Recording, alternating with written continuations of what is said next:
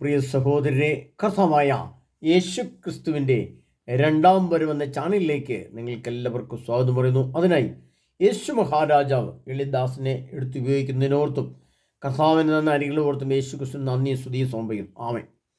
പ്രിയ സഹോദരങ്ങളെ, നമ്മൾ 1, 2, 3 വിരലുകൾ എങ്ങോട്ട് നീട്ടിയാൽ എന്തു സംഭവിക്കും? ഓരോ വർഷം ഇനി മനുഷ്യൻ്റെ മുമ്പിലുള്ള ഓരോ വർഷങ്ങളുടെയും പ്രത്യേകതകളും ആ പ്രത്യേകതകളിൽ ആ വർഷങ്ങളിൽ സംഭവിക്കേണ്ട വലിയ സംഭവ വികാസങ്ങളും അതിൻ്റെ എല്ലാം അവസാനമായി 2033 പ്രവേശിക്കുമ്പോൾ സംഭവിക്കേണ്ടതും അതിനുശേഷം വരുന്ന ചുരുങ്ങിയ കാലം കൊണ്ട് ഈ ലോകം അതിൻ്റെ അന്ത്യത്തിലേക്ക് പ്രവേശിക്കുകയും ചെയ്യുന്ന കാര്യങ്ങളെക്കുറിച്ചൊക്കെ നമ്മൾ പഠിച്ചു വരികയാണ്. അതിലൊന്നാം വിരൽ എങ്ങോട്ട് നീട്ടുമ്പോൾ 2027 ഒന്നാം വിരൽ, 2028 രണ്ടാം വിരൽ, 2029 മൂന്നാം വിരൽ നീട്ടേണ്ടി വരും, നീളുക തന്നെ ചെയ്യും എന്നൊക്കെ നമ്മൾ മനസ്സിലാക്കി കഴിഞ്ഞു. ഇനി പ്രിയപ്പെട്ടവരെ, എൻ്റെ നാലാമത്തെ വിരൽ എങ്ങോട്ട് ചൂണ്ടണം? നാലാമത്തെ വിരൽ ചൂണ്ടേണ്ടത് 2030 ആ 2030 നീട്ടുമ്പോൾ അവിടെ സംഭവിക്കുന്ന കാര്യങ്ങളുടെ തുടക്കമാണ് ഇപ്പോൾ നമ്മൾ കാണുന്നത്. അല്ലാതെ വെറുതെ ആ 2030 ഒരു ജനസമൂഹത്തിന് അല്ലെങ്കിൽ ഒരു യുദ്ധത്തിന്, ഒരു രാജ്യത്തിന് വെറുതെ അങ്ങ് എത്തിപ്പെടാൻ പറ്റുകയില്ല. എല്ലാം ഘട്ടം ഘട്ടമായിട്ടാണ്. അതുകൊണ്ടാണ് വെളിപാടിൻ്റെ പുസ്തകത്തിൽ കർത്താവിൻ്റെ വചനമുണ്ട്, തൻ്റെ പ്രവാചകന്മാരെ ദൈവം അറിയിച്ച രഹസ്യം നിവൃത്തിയാകും എന്നൊരു വചനമുണ്ട്. നിവൃത്തിയാവുക എന്ന് പറഞ്ഞാൽ തന്നെ, അതായത് വെളിപാടിൻ്റെ പുസ്തകം 10-ാം അധ്യായം 7-ാം തിരുവചനം, അവിടെ കർത്താവ് ഇങ്ങനെ പറയുകയാണ്, ഇനി കാലവിളംബം ഉണ്ടാവുകയില്ല.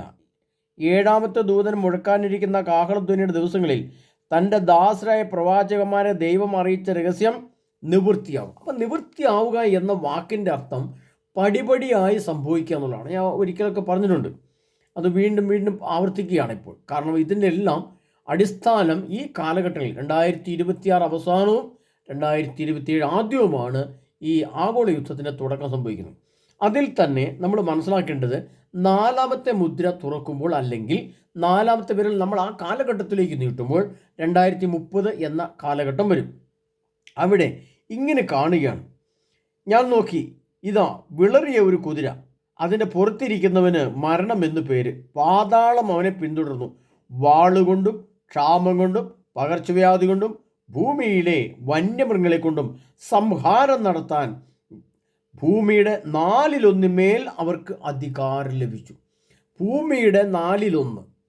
അപ്പോൾ നമുക്ക് ഭൂമിയെ 4 കഷ്ണമായിട്ട് വിഭജിച്ചാൽ അതിൻ്റെ 4/1 ഒരു ഭാഗത്തിലെ മുഴുവൻ ജനങ്ങളെയും അവിടുത്തെ സംവിധാനങ്ങളെയും കൊല്ലുവാനുള്ള അധികാരം അവന് ലഭിക്കുകയാണ്. അതാണ് അതിന് വേറൊരു ഭാഷയിൽ പറഞ്ഞാൽ അതാണ് എതിർക്രിസ്തു എന്ന് പറയാം. എതിർക്രിസ്തു എന്ന വ്യക്തി 2030 അധികാരത്തിൽ വരുമെന്നും വന്നു കഴിയുമ്പോൾ അവനെ നിയന്ത്രിക്കാൻ ആരുമില്ലാതെ, അവൻ്റെ മേലൊരു മറ്റൊരു ശക്തി ഇല്ലാത്ത വിധം, അവൻ്റെ പൈശാശക്തിയുടെ ശക്തി അത്ര ഭീകരമായിരിക്കും. അവൻ കൊന്നുകൊണ്ട് യുദ്ധം ചെയ്ത് മുന്നോട്ട് നീങ്ങുന്ന ഒരവസ്ഥ സംജാതമാകുന്നു. ആ സമയത്ത് ലോകത്ത് ഒരു മരണയുഗം, എവിടെ നോക്കിയാലും മരണം. അതിൻ്റെ പ്രധാന കാരണം നമുക്കറിയാം.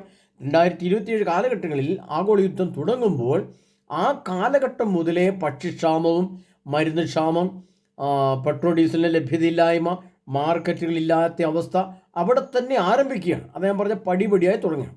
അവിടെ തുടങ്ങി അത് മുന്നോട്ട് പോകുമ്പോൾ 2030 കാലഘട്ടം വരുമ്പോഴത്തേക്ക് 2-3.5 വർഷം പൂർത്തിയാകുമ്പോൾ ഈ മരണത്തിൻ്റെയും ഈ ക്ഷാമത്തിൻ്റെയും പകർച്ചവ്യാധിയുടെയും അളവ് അതിഭയാനകമായിട്ട് വർദ്ധിക്കും. അതുകൊണ്ടാണ് കർത്താവ് പറഞ്ഞത്, പാതാളം പ്രത്യക്ഷപ്പെടും. ഒരു പാതാള ഗർത്ത സംവിധാനം എന്ന് പറഞ്ഞാൽ എല്ലാം ദുഷ്ടതയും ക്രൂരതയും ചതിയും വഞ്ചനയും അതിൻ്റെ മൂർത്തിൻ്റെ അവസ്ഥയിലെത്തി. എവിടെ നോക്കിയാലും കൊലപാതകം നടക്കുന്ന അവസ്ഥയിലേക്ക് മനുഷ്യ സംസ്കാരവും മനുഷ്യ സ്നേഹവും നിർവീര്യമായി പോകുന്നൊരവസ്ഥ അന്ന് നമ്മൾ കാണേണ്ടി വരും. അതുകൊണ്ട് അർത്ഥം പാതാളം അതിനെ പിന്തുടരുന്നു. വാളുകൊണ്ട് എന്ന് പറഞ്ഞാൽ യുദ്ധം കൊണ്ട്, ക്ഷാമം കൊണ്ട്, മാർക്കറ്റുകളില്ലാത്ത അവസ്ഥ, പകർച്ചവ്യാധി. ഈ കാലഘട്ടങ്ങളിൽ മറ്റൊരു കൊറോണയോ മറ്റൊരു വൈറസോ പുറപ്പെടാം. പകർച്ചവ്യാധി ഉണ്ടാകുമെന്ന് എഴുതിയിട്ടുണ്ട്. അപ്പോൾ ഏത് രീതിയിലുള്ള മാരകമായ പ്രശ്നങ്ങളും ഈ ലോകത്ത് സംഭവിക്കാം. എന്ന് പറഞ്ഞാൽ മരണത്തിൻ്റെ ഒരു സംഹാര ദൂതൻ ലോകത്തെ മൊത്തമായിട്ട് വ്യാപിക്കുമെന്നും ഭൂഗോളത്തെ മുഴുവനും മരണ സംസ്കാരം, മരണത്തിൻ്റെ വേദന, മരണത്തിൻ്റെ ദുഃഖം, മരണത്തിൻ്റെ അസ്വസ്ഥതകൾ. ഒരു വീട്ടിൽ തന്നെ ഈ കാലഘട്ടങ്ങളിൽ 2-3 ആളുകൾ ഒരാഴ്ച കൊണ്ട് 1 മാസത്തിലങ്ങ് മരിക്കും. അങ്ങനെ മരിക്കുന്ന സാഹചര്യം വന്നുമ്പോൾ നമുക്ക് ഈ മരിക്കുന്ന ആളുകളെ അടക്കാനൊരു സ്ഥലം വേണ്ടേ? നമ്മൾ വിചാരിക്കും സെമിത്തേരി കൊണ്ടടക്കാമെന്ന്. നടക്കില്ല പ്രിയ സഹോദരങ്ങളെ. ഒരു ഇടവകയിൽ 100 പേര് ഒരുമിച്ച് മരിച്ചാൽ ആ ഇടവകയിലെ ആളുകളെ എവിടെ കൊണ്ട് അടക്കുമെന്നാണ് നിങ്ങൾ പറയുന്നത്? നടക്കില്ല. ആ ഒരു പഞ്ചായത്തിൽ 10,000 പേര് മരിച്ചാൽ അവരെ എവിടെ കൊണ്ട് അടക്കും?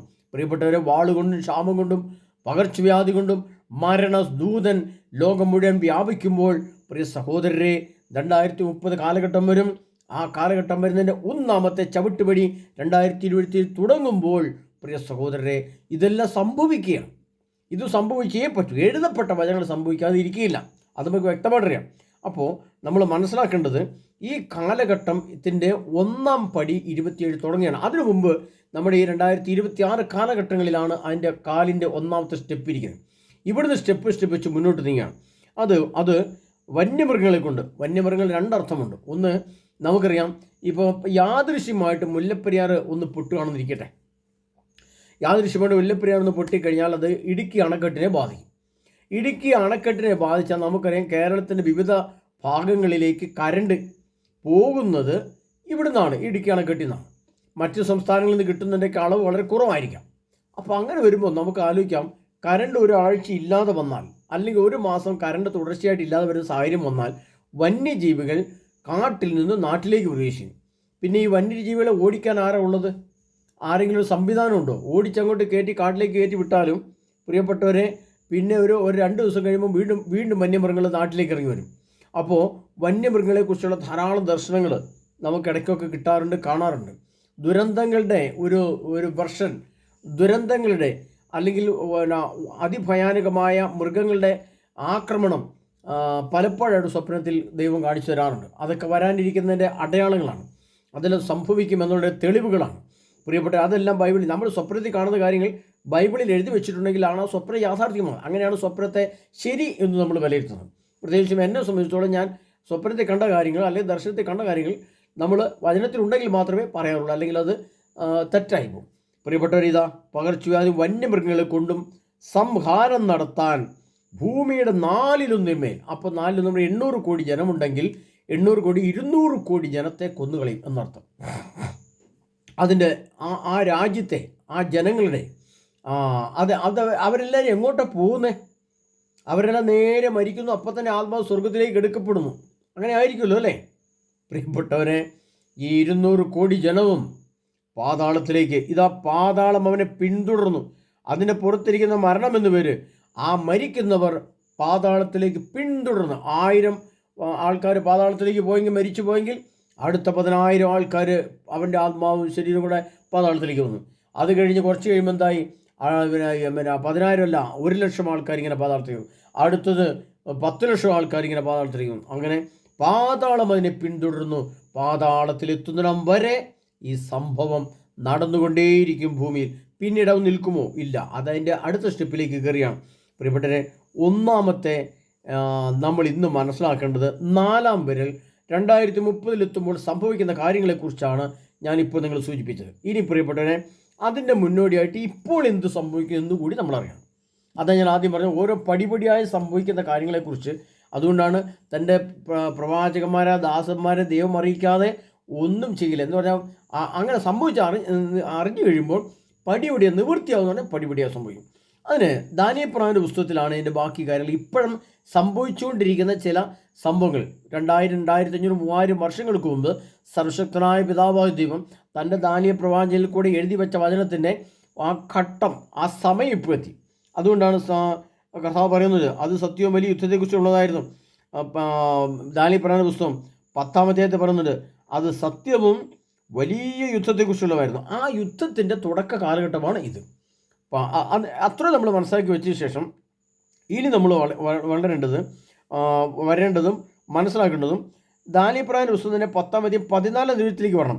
വരാനിരിക്കുന്ന നാളുകളിൽ നിന്റെ ജനത്തിന് എന്തു സംഭവിക്കുമെന്ന് നിന്നെ ഗ്രഹിപ്പിക്കാൻ ഞാൻ വന്നിരിക്കുന്നു. ദർശനം ഭാവിയെ സംബന്ധിക്കുന്നതാണ്. അന്ന് 3000 വർഷങ്ങൾക്ക് മുമ്പ് എഴുതി വെച്ചെങ്കിൽ ആ ഭാവിയുടെ കാലമാണ് ഇന്ന്.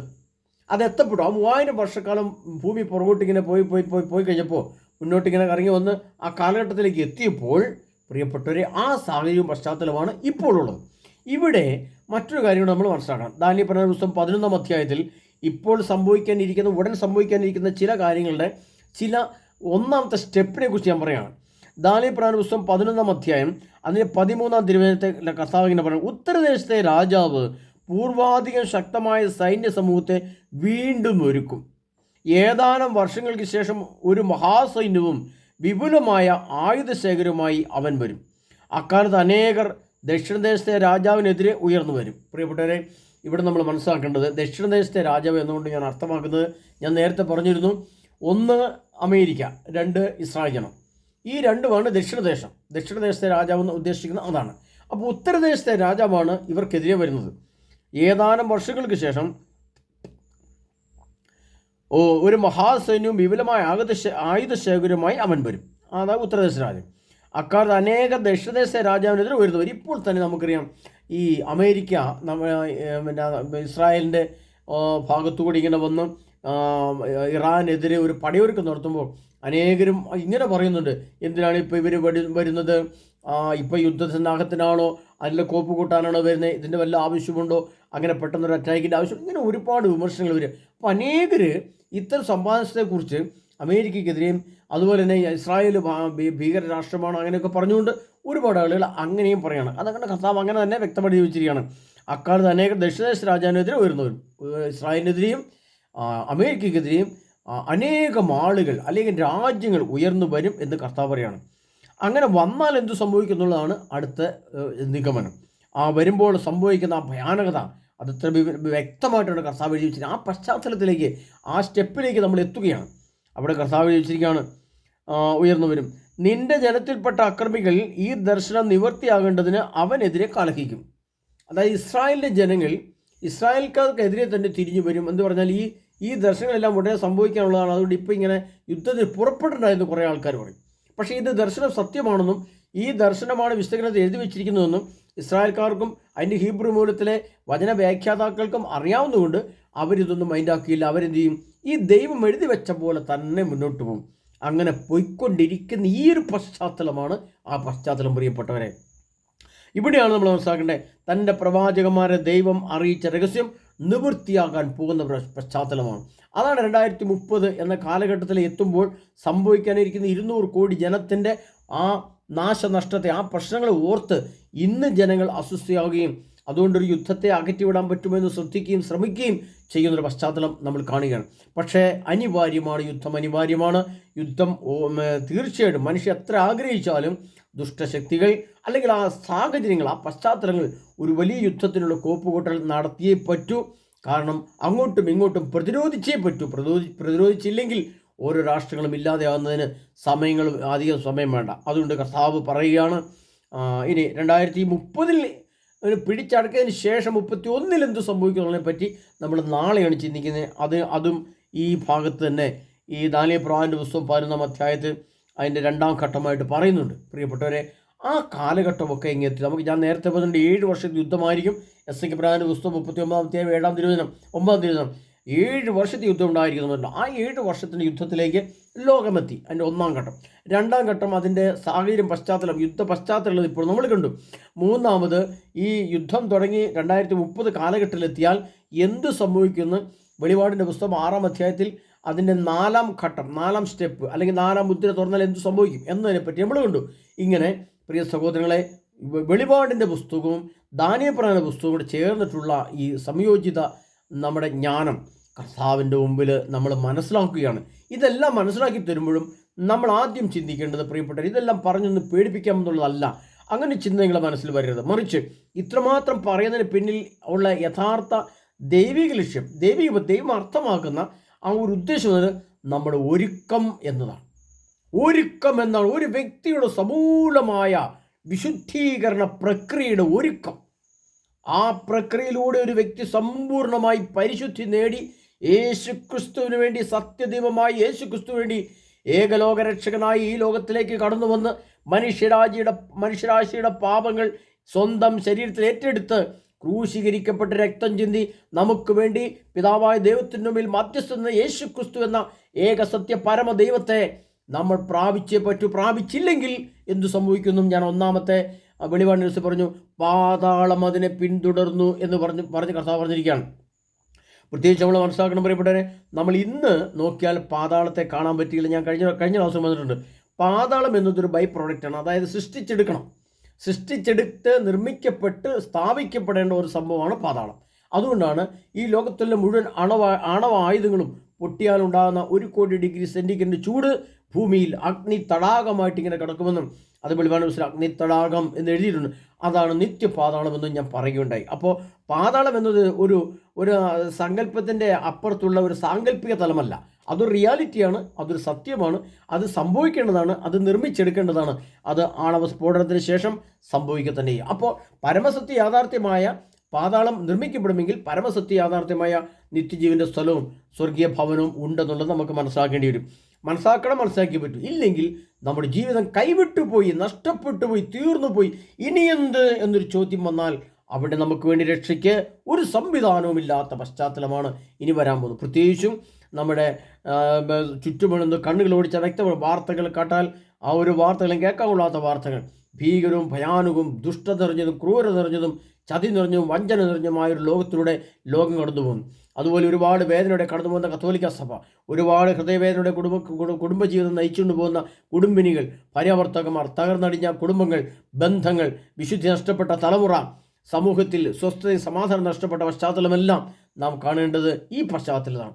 അപ്പോൾ കർത്താവിൻ്റെ രണ്ടാമത്തെ വരവിന് മുമ്പായിട്ടുള്ള ഐറ്റുന്നുവിൻ്റെ ആരംഭം അതിൻ്റെ ആത്മീയ തലത്തിലും അതിൻ്റെ ഭൗതിക തലത്തിലും അതിൻ്റെ ശാസ്ത്രീയ തലത്തിലും അതിൻ്റെ യുദ്ധത്തിൻ്റെ അടിസ്ഥാനത്തിലും അതിൻ്റെ സഭാലക്ഷണങ്ങളിലും എല്ലാം നാം കാണുകയാണ്. വ്യക്തമായും യേശുക്രിസ്തുവിൻ്റെ രണ്ടാം വരവെന്ന പരമസത്യ യാഥാർത്ഥ്യം നമ്മുടെ മുമ്പിൽ വന്ന് ഇങ്ങനെ കതകെ മുട്ടുന്ന പോലെ നിൽക്കുമ്പോൾ അത്ര അടുത്ത് വരെ നിന്നു. അതുകൊണ്ടാണ് മത്തായിയുടെ സുവിശേഷത്തിൽ ഈശോ പറയുന്നുണ്ട്, അത്തിമരത്തെ നോക്കി ഒരു ഉപമ പഠിക്കുവിൻ. എന്താണ് അത്തിമരം? ഇസ്രായേൽ ജനമാണ്. അതിൻ്റെ കൊമ്പുകൾ ഇളതായി തളിർക്കുക എന്ന് പറഞ്ഞാൽ അതിൻ്റെ അഹങ്കാരത്തിൽ ലേശം കുറവെന്ന് അവർ പ്രാർത്ഥനയ്ക്കായിട്ട് ഒരു ജെറുസലേം ദേവാലയത്തെ ആഗ്രഹിച്ച് അതിനുള്ള മുന്നോടിയായിട്ട് മുന്നോട്ട് പോകുമ്പോൾ കർത്താവ് പറയുന്നത് അത്തിമരം തളുക്കാൻ പോകുന്നു. തളുത്താൽ അവർ പ്രാർത്ഥിച്ചാൽ അവർ സർവശക്തനായ ദൈവത്തിൻ്റെ മഹത്വവും ശക്തിയും സംഭരിക്കും. പിന്നെ അവരെ തോൽപ്പിക്കാൻ ഈ ഭൂമിയിൽ ആർക്കും സാധിക്കില്ല. അതറിയാവുന്നതുകൊണ്ടാണ് അതിന് തടസ്സമായി ആയിരങ്ങളല്ല കോടിക്കണക്കിന് മനുഷ്യർ നിൽക്കുന്നത്. അതുകൊണ്ട് പ്രിയ സഹോദരരെ, കർത്താവായ യേശു ക്രിസ്തുവിൻ്റെ രണ്ടാമത്തെ വരവിന് മുമ്പ് ഉള്ള ഒന്നാം ഘട്ട ലക്ഷണങ്ങൾ ആരംഭിച്ച പശ്ചാത്തലത്തിലാണ് ഈ ക്ലാസ് നിങ്ങൾക്ക് തരുന്നത്. അപ്പോൾ നാലാമത്തെ വിരൽ ചൂണ്ടുന്ന 2030 ആ 30 സംഭവിക്കാനിരിക്കുന്നത് എന്താണെന്നും വ്യക്തമായ ഭാഷയിൽ പഴയ നിയമഗ്രന്ഥമായ ദാനിയേൽ അതിൻ്റെ വെളിപാട് ഗ്രന്ഥത്തിലെ നിഗൂഢാർത്ഥവും ഞാൻ നിങ്ങൾക്ക് പറയുണ്ടായി. എന്നാൽ യേശുക്രിസ്തുവിൻ്റെ വരത്തെ സംബന്ധിച്ച് കർത്താവ് അതിൻ്റെ ലക്ഷണങ്ങളെക്കുറിച്ചൊന്നുമല്ല, അതെന്താ സംഭവിക്കുക, അന്ന് സൂര്യനും ചന്ദ്രനും അപ്രത്യക്ഷമാവും, ഭൂമി മേലെ സമസ്തം കത്തിനശിക്കുന്നൊക്കെ, അപ്പോൾ മനുഷ്യപുത്രൻ കണ്ണിമിക്കുന്നത്ര വേദന മനുഷ്യപുത്രൻ വരുമെന്നൊക്കെ ഈശോ പറഞ്ഞിട്ടുള്ളൂ. പക്ഷെ അതിനേക്കാൾ വ്യക്തമായി എഴുതി വെച്ചിരിക്കുന്നത് ദാനിയേൽ പ്രവചനത്തിലും വെളിപാട് ഗ്രന്ഥത്തിലുമാണ്. അതുകൊണ്ടാണ് ആ വചനങ്ങൾ കൂടെ കോട്ട് ചെയ്ത് നിങ്ങൾക്ക് തരിക. ഇതെല്ലാം ഈ എൻ്റെ ക്ലാസ്സിൻ്റെ ഏക ലക്ഷ്യം പറയപ്പെട്ടവരെ ഈ യേശുവിൻ്റെ വരവിൻ്റെ ലക്ഷണങ്ങളോ യുദ്ധത്തിൻ്റെ ലക്ഷണങ്ങളോ നിങ്ങളെ ബോധ്യപ്പെടുത്തുക എന്നുള്ളതല്ല. അതെൻ്റെ ഒരു ലക്ഷ്യമോ ഉദ്ദേശമോ അല്ല. മറിച്ച് ഓരോ വ്യക്തിയുടെയും കേരള സഭ, ഭാരത സഭ, ആഗോള സഭയ്ക്കുള്ളിൽ എന്തെല്ലാം പ്രശ്നങ്ങളും വിഷമങ്ങളും ഉണ്ടെങ്കിലും നമ്മുടെ വിശുദ്ധി നഷ്ടപ്പെടരുത്, നമ്മുടെ വിശ്വാസത്തിൻ്റെ അളവ് കുറഞ്ഞു പോകരുത്, നമ്മുടെ സ്നേഹത്തിൻ്റെ അളവ് കുറഞ്ഞു പോകരുത്, നമ്മുടെ ആത്മവിശ്വാസത്തിൻ്റെ ആത്മധൈര്യത്തിൻ്റെയും അളവിൽ കുറഞ്ഞു പോകരുത്. പരിശുദ്ധിയും വിശുദ്ധിയും ജ്ഞാനവും വിവേകവും സത്യസന്ധതയും നീതിബോധവും യേശു വരാറാമത്തുള്ള ആത്മീയ ഫലം ചൂടിയ ഒരു ഫലഭൂയിഷ്ഠമായ ഒരു വൃക്ഷമായി നാം യേശുവിൻ്റെ മുമ്പിൽ പ്രത്യക്ഷപ്പെടുവാൻ വേണ്ടി, യേശുവിൻ്റെ മുമ്പിൽ നമുക്ക് കരുതി നിൽക്കുവാൻ വേണ്ടി, അതിൻ്റെ ആത്മീയ ലക്ഷണങ്ങളെ മനസ്സിലാക്കി തരാൻ വേണ്ടി മാത്രമാണ് പ്രിയ സഹോദരങ്ങളെ ഈ ക്ലാസ്. എന്തു വില കൊടുത്തും നാം ഒരുങ്ങണം. എന്ത് പ്രശ്നമുണ്ടായാലും ഈ സമൂഹത്തിലോ കുടുംബത്തെ നിന്നെ ഒറ്റപ്പെടുത്തിയേക്കാം. എനിക്കറിയാം ചില കുടുംബങ്ങളിൽ ഭാര്യ വിശ്വാസത്തിലെയും വിശുദ്ധിയിലേക്കും വന്നാൽ ഭർത്താവ് അതിനെ എതിർക്കും, ഭർത്താവ് നല്ല വിശ്വാസത്തിലെയും വിശുദ്ധിയിലേക്കും വന്നാൽ ഭാര്യ അതിനെ കളിയാക്കും.